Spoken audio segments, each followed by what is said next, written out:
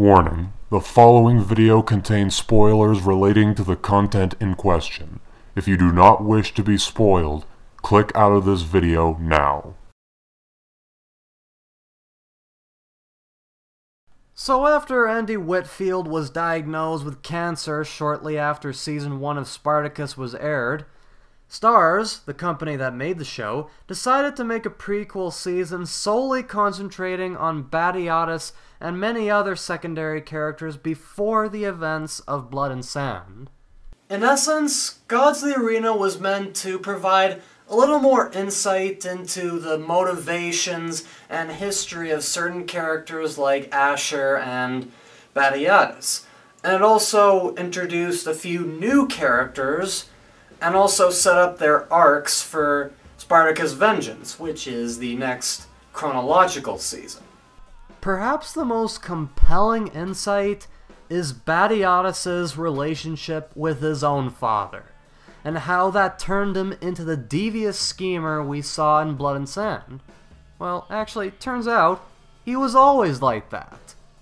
But his father wasn't the ambitious type, and always tried to rein his son in, destroying everything he ever accomplished. Or, in his father's eyes, everything he ever fucked up. And what led to the Spartacus we all know and love from Blood and Sand was his father simply not being there to rein him in.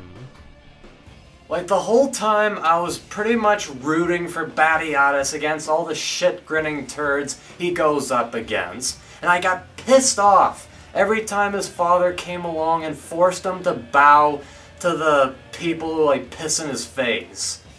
And I mean that literally, by the way.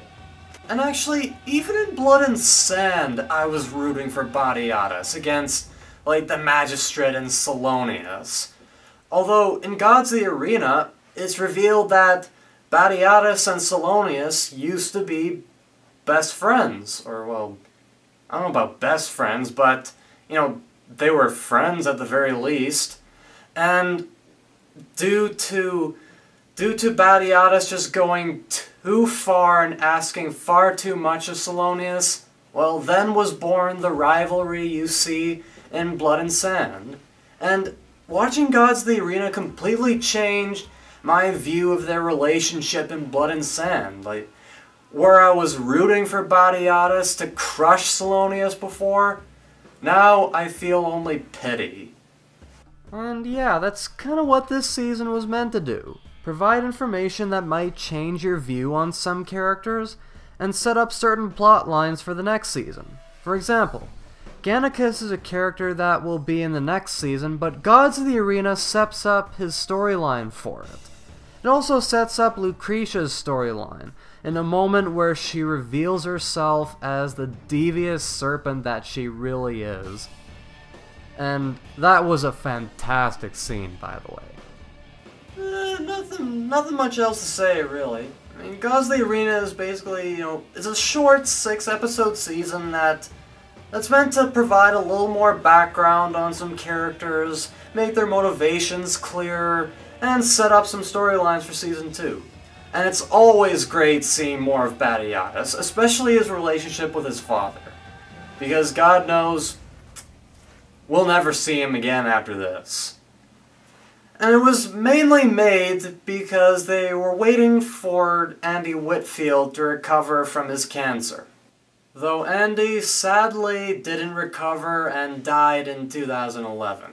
Which allowed them to make Season 2 Vengeance, but, well, of course, they were forced to recast the role of Spartacus. If you agree or disagree with this video, be sure to discuss in the comments section, and if you like this video, be sure to give it a thumbs up and to subscribe to my YouTube channel. Also be sure to check out my blog at The Critical Canucks at blogspot.ca, and also be sure to follow us on Twitter, Tumblr, and Facebook, all that jazz. Links to all those are in the description below. Thank you very much for watching, and we'll be seeing you next time. Peace out, everybody.